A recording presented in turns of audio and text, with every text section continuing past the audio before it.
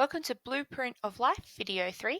In this video we're going to be looking again at evolution, but now we're looking at some evidence, and we're going to look at specifically how natural selection might occur due to isolation, and we're going to be looking at three pieces of terminology. We've got adaptive radiation, divergent evolution, and convergent evolution.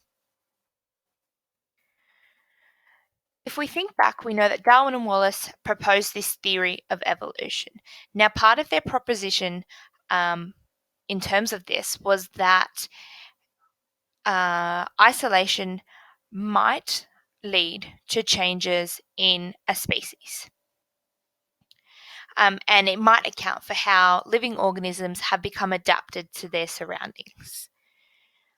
So there was an idea that populations could change and that new species could form, or speciation, due to being isolated.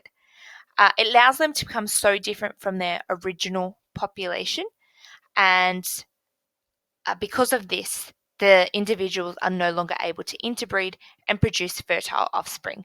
And this ability to interbreed and produce fertile offspring is one of the keys in being either the same or the different species. So if they're different, they're unable to do this. If they're the same, they are able to do this.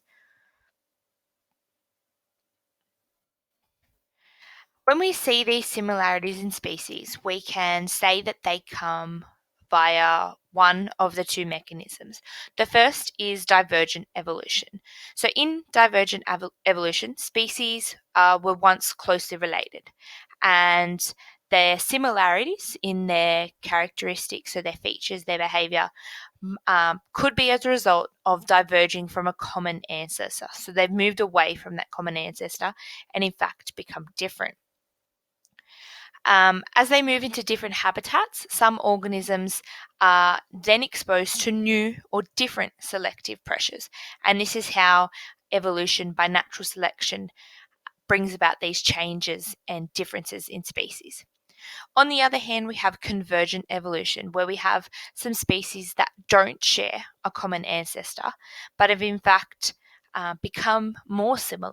And that might have been because they've moved into similar environments. So they're now exposed to similar selective pressures and they have evolved to become similar. Just a summary. So natural selection can cause and result in different organisms. So organisms can become more similar, so converge, they come together, or similar organisms might become different, so they diverge or move away from each other. The other term which we need to look at is adaptive radiation, and that describes evolutionary species that have evolved from a common ancestor. So it's as a result of the migration of organisms into new environments. Organisms begin to occupy new niches, so they again adapt and become similar. One bit of evidence or an example of divergent evolution is in fact Darwin and his finches. So we know that Darwin travelled on HMAS Beagle and travelled to the Galapagos Islands, and these finches migrated to the Galapagos Islands, and because of its wide range of different environments that it has, these finches were able to occupy different habitats.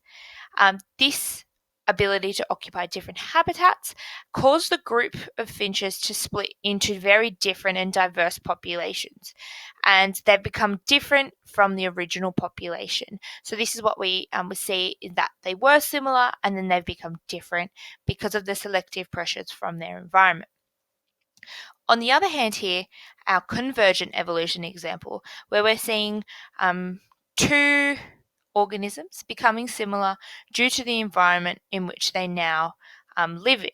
So we can see this in European and Australian animals that are obviously not living on the same continent, but they're showing similarities because of the environments which they're living in must be similar.